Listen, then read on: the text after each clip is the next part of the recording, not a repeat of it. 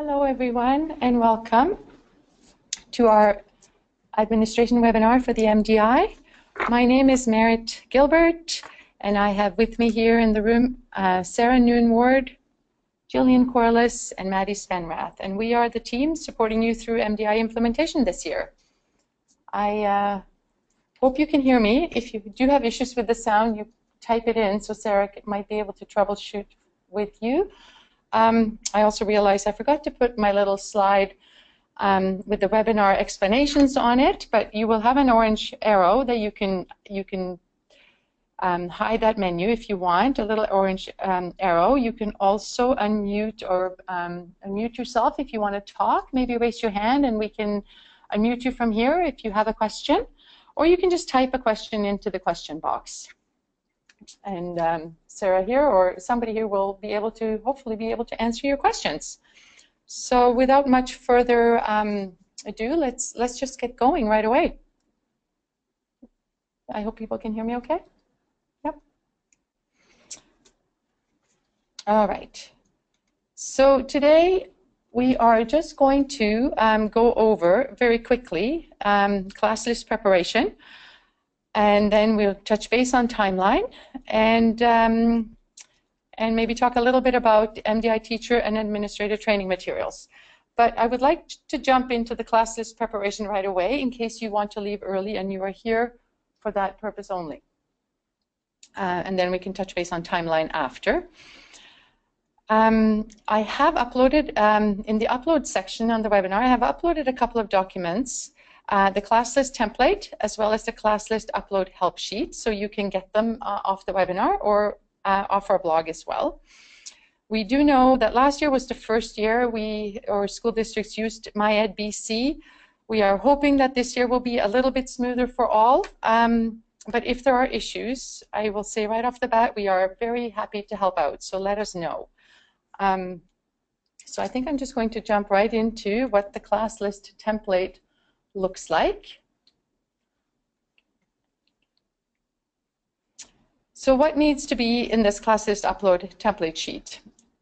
It is really, it's an Excel template, and really what we need to have in here is all this very detailed information, but it's also pretty straightforward. There is the province, your school board, your school district number, the name of the school or schools, and then the MIN codes for those schools, school address, school city, school postal code. Then we get to the names, principal first name and last name, and teacher first name and last name.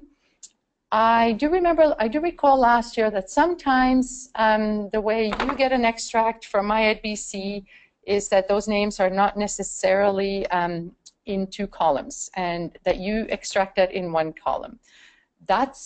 We have a workaround. You could take the whole name, say it's Pat Principal, or the full name of the principal, and you could put them in the last name column, and then just add principal down in the first name column.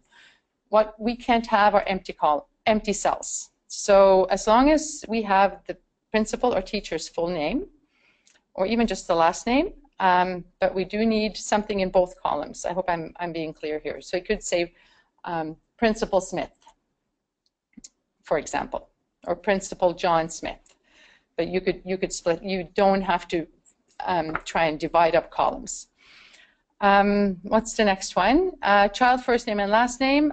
We do need those in two columns. The child's PEN number, student number. This has to be accurate. We cannot have duplicate numbers in our system, and it will tell you that when you try to upload the class list sheet. Child gender, date of birth. This is probably the one that causes a little bit of headache. We do request that it comes in month, day, year. And sometimes this one can cause a little bit of problems. Maybe sometimes it's an issue with a Mac to PC, but just pay attention that it is month, day, year. Then there's the grade of the student and child Aboriginal status, yes or no. Then the last four columns, the light blue columns, are optional. So they can actually be left empty, or you can add yes or no if you have that information. Are there any questions? Because then I think I'm going to just actually log into our website to show an upload. Just a couple of things on our website. We will be launching the site very shortly, later this week. But I will show you now on our test website. And then what we will also do is to set up access to the website to all the contacts or admin people that we already have in your districts. But if you also have additional staff that you know will help you with this upload, please let us know and we can add their name and email as well. So let me just get out of here and go to our website.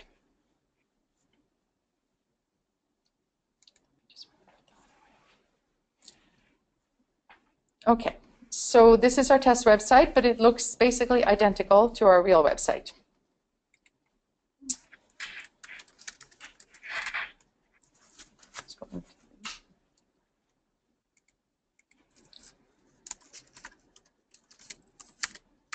So here we go.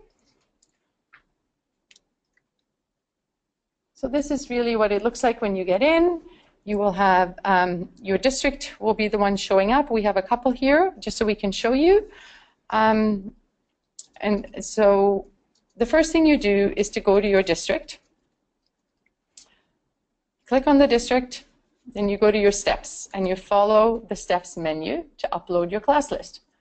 So I'm going to try and do a class list upload. The best way here is you can get this template to download, and this is how you get your Excel sheet that you fill out. Now I have already done this. So here's my Excel sheet that is filled out with all the information with the different schools and the different min codes for the schools, as well as all the names and the rest of the information across. So let me just go in here and I'm going to choose this file.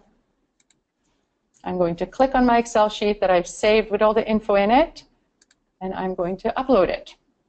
And now we're going to hope that this works. Yes. Once this is done, you go back and you can click on your district. And now all the schools will show up here with the grade and the teacher. But as you can see, there's still no email here. So I'm going to show you the next very important step as well. So I'm going to take you back to just the district page, and you go back to your steps menu. And now we are going to ask you to upload the teacher and principal email addresses. So in order to do this, this template is actually already populated with most of the information. So once you click on this template and you get an export, you download it and you click on this. And I will just briefly show you what it looks like. It's already pre-populated with the name of your teachers and your principals. I think it even says whether they are, no it doesn't, it just says their names and their so what we request of you is that you give us their school district email address here. You save this as an Excel document, and you go back and you upload it here. So you choose the file again, and you hit upload. And that way we get all the emails in our system. And why this is so important is this is really how we get in touch with the teachers and how they get their it's how they can log in, because you use your email address as your login. So this is why this is the important step, so that we can give teachers access to our system. I'm just looking quickly at my notes to see if I've remembered everything I do need to show you. Now, I do want to mention that sometimes this class list upload doesn't work the way you want it to. Maybe it's an empty cell, or it's something missing in the Excel sheet, and it is quite a picky sheet. So if you do get frustrated, please contact us. We are more than happy to help you and to troubleshoot. The only thing we ask is that you don't email us your class list. It contains a lot of private information, confidential information, names, birth dates, postal codes. So if you want to share it with us, let us know. We will send you. We will set you up with a Dropbox, and a secure Dropbox where we can share this document and we can help you with the upload. I think those are the most important points. But yeah, so don't hesitate to send an email if you're having any kind of trouble. We're really quite happy to help you, and we've done it many times now. Is there any questions, any comments? I hope I covered it. I think so. So let's go to the next step then.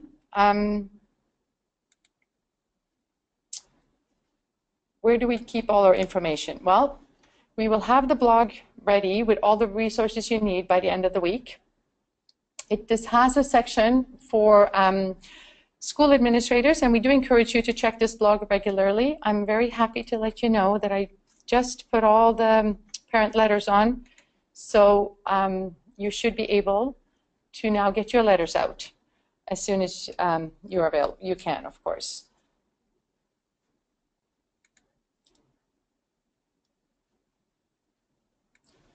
So just a quick word on timeline and a little bit more about parent letters. So we are at the end of September, which is where the parent letters should go out. We are totally aware that we have been late in providing you with those letters this year, so if you can get them out, you know, even next week would be fantastic. We'd be very happy, and we can also push the survey back a little bit if that's needed in certain, especially in the larger districts. We are aware that there's Pro-D Day coming up on Friday, so we are very flexible here. Hope that you got the letters now on time, and that we'll be able to move on with this. The one other thing I wanted to mention while we're on the parent letters is that they are available in 12 languages, but we're also asking, so please tell teachers to go on the blog and get the letter they need for their student population. But we're also asking this year, as you might have seen in my email, that as an outreach to engage Aboriginal parents and communities, we do ask that you insert a phrase of greeting or a thank you in the letter in the language of the nation where your schools are located.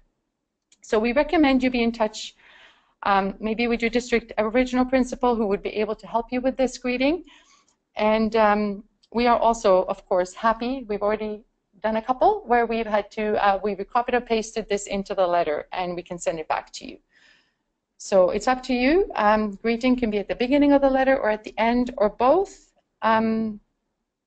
Yeah, and we hope that this is really something new for us that we are kind of testing out this year, but we also really want to be able to reach those parents. And one more thing, if you get a lot of parent calls or questions, feel free to direct any concerned parents to us. We will, we're happy to answer their concerns or questions.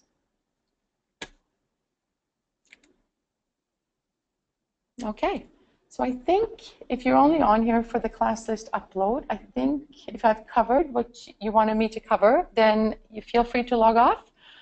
I will continue a little bit more about role of the district contacts and our electronic system and how a little bit more detail what you see and what you can, the powers that you have on the system. Are we good to go? Okay.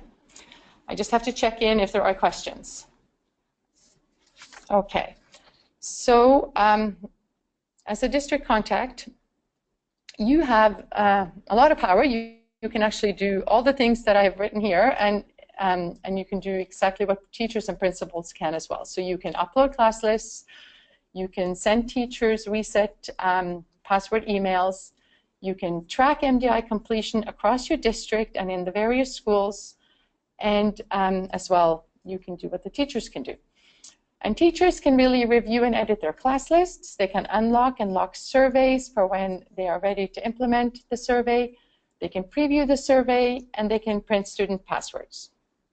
The only thing students can do is to log in with their password and complete the survey during the scheduled time. So the first thing that you will receive from us very shortly, hopefully next week, is a password reset email. It will look like this, and you click on this link, and it gets you to the MDI website, and you create your own password. So that will be your login for the rest of for when you want to go log in.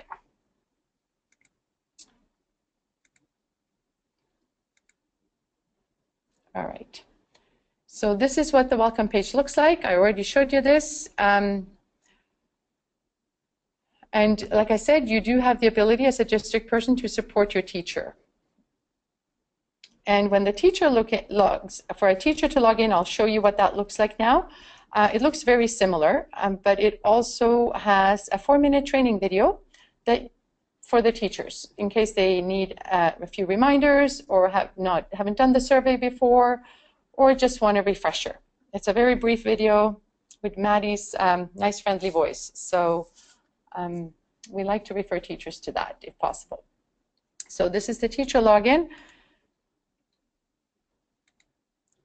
And this is what the teacher can see. So they don't have all the district information. They just have their own classes or class, depending on. But I think what we've changed in last year is that teachers can see all the classes in their school. Just in case one teacher decides to do the MDI and the other teacher takes the other half of the class and goes to do something else. So teachers can know it's easier to cooperate on this. So your class list will already be there. That will be uploaded by the district. A couple of things to point out in terms of adding and deleting students. So if a student has been missing from the class list, it's not there, and has been in the teacher's class for 30 days or more, and the parent letter has gone home, you can add a student very easily by going add, delete students. And you do that up in the top right corner. Under options, you add a student, and you, oh, I'm going a little too fast. Okay. You will have to add exactly what was in the class list in terms of a pen and postal code. So you have to have all that information. And off you go. Now, if a child has, for example, left the class, or a parent has withdrawn their child from the study, you can remove the child from the class list by choosing the student and going to options and withdraw student.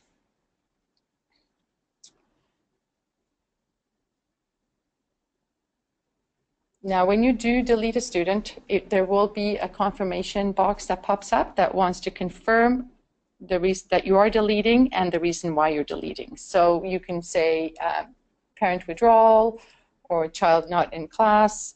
For whatever reason, the student might not have been there the day that that the survey was taking place.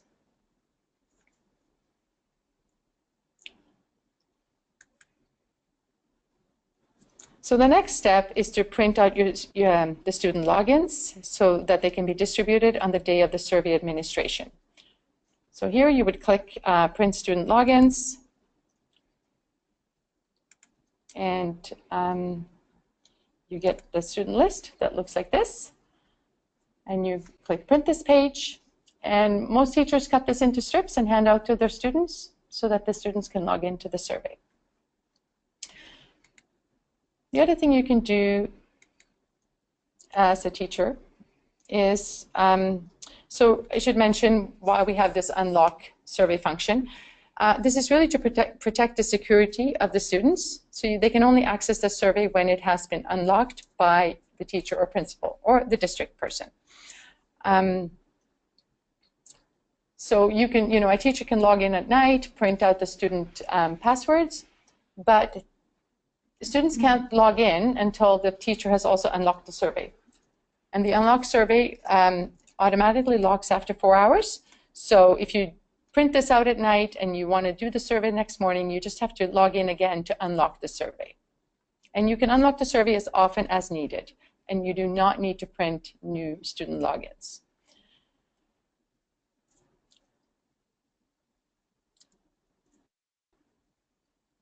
And the other thing that you can do that's also quite useful is you can preview the survey from here. If you just want to see what it looks like to be a student, hit the preview button and you see what the students see. And there's a couple of things I just want to go through here.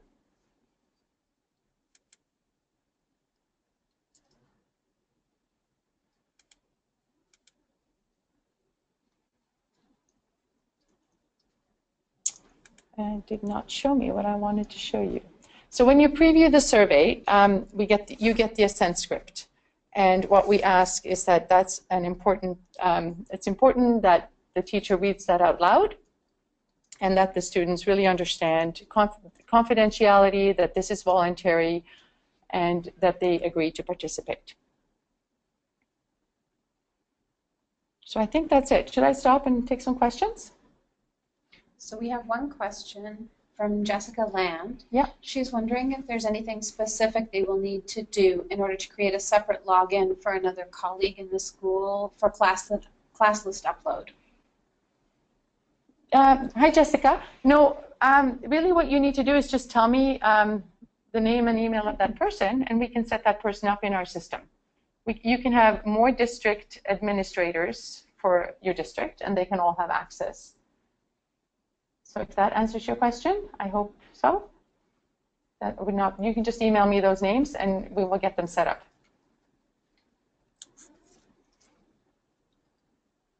Thank you. That's a good question. We really want, we always end up adding people as this moves along when there are other people in the district that are taking on jobs. So that's quite common. So the last thing for the teachers or for districts to know, to tell teachers, is that the classroom is prepared and in the computer lab. So that it's set up for test conditions, that headphones are provided for those students that might need it. We do have a voiceover function which reads the survey out to those students that might have problems with reading. But those students would need headphones. So just be aware that that's really, if not the read aloud, the voiceover doesn't really work without the headphones, or it gets really loud. Yeah, and the survey works well actually on desktops, in computer labs, laptops, tablets, including iPads, and it works best on Firefox, Chrome, or Safari. And it really, we've seen many times when we've gone out, it really works the best if it's set up when the students walk in, that it is already set up to mdi.ubc.ca as the page, and all students do is take their strip of paper and they log in by putting it in here, by putting in their password.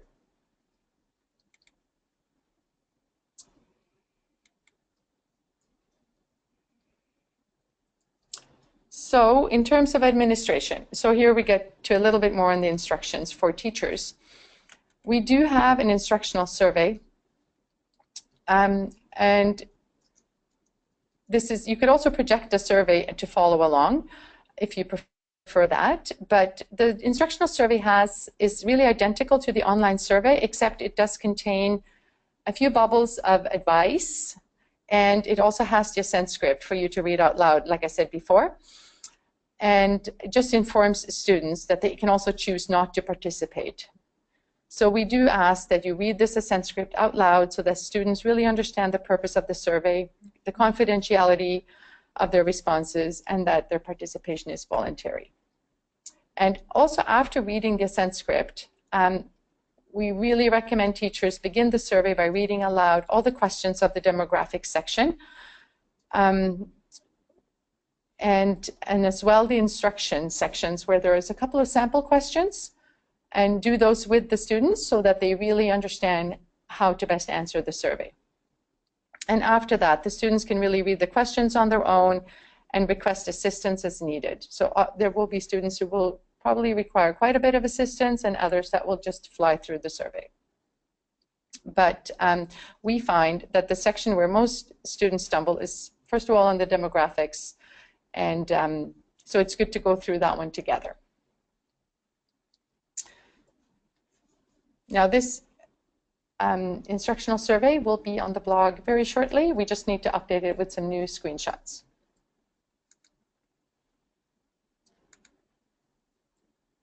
So I'm just going to click through this just to show you, and then we get to the last page of the survey, which I just want to mention again, is the student help request. Because of the questions that are related to peer victimization, a student help request option is available at the end of the survey. And here students are asked whether they would like to talk to their teacher or principal about a problem that they might be having. And if a student does select yes, I would like help, I just want you to know that then an email is sent directly to the classroom teacher and principal with the name of that student that requested help. So we do not see these student requests here at help unless, for example, the email bounces back, and in which case we will follow up with the teacher or principal.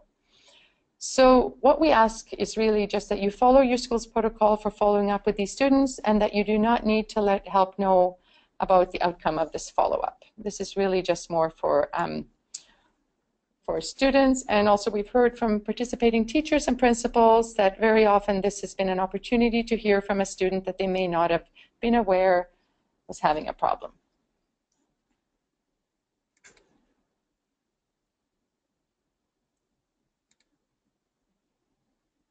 So I think in the last webinar too, I mentioned all these training materials that we do provide for teachers and administrators. So it's really up to you as a district if you want to host a training information session for your teachers. We have seen great success with that, that engagement and participation is, and around understanding the use of data. But we want to support the training, whatever training you choose to do, so please be in touch if you have any suggestions or requests for support around this. We do provide everybody with the survey admin guide. We also have the video, and we also have a slide deck if you want to use that to train your teachers. And the last thing we are going to offer is we are going to set up a couple of webinars at the end of October, early November, for teachers if they want to. And we would do them after school, most likely, 3:15. And we could go through this with the teachers who are interested. So that's another, we are going to send you those links shortly, and please feel free to share those with your teachers, and we would be happy to do the training that way. I think that is covers most of it. I know I might have gone a bit fast, so please let me know if there are questions. Especially, I'm happy to go back to do class list uploads or more detail, so let me know.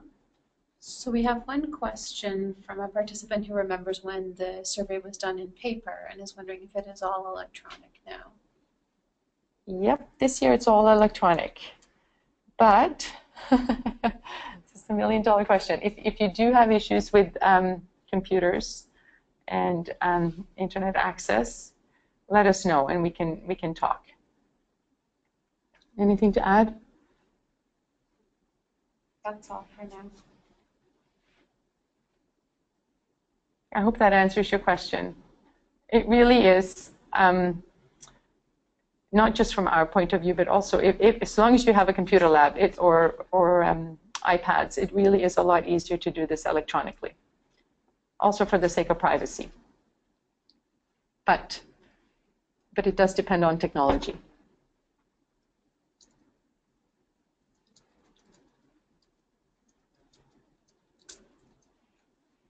Well, we are here for a little bit longer if there are more questions, or just feel free to email us. mdi@help.ubc.ca is probably the best way to reach us, just because then somebody will always be able to get back to you right away.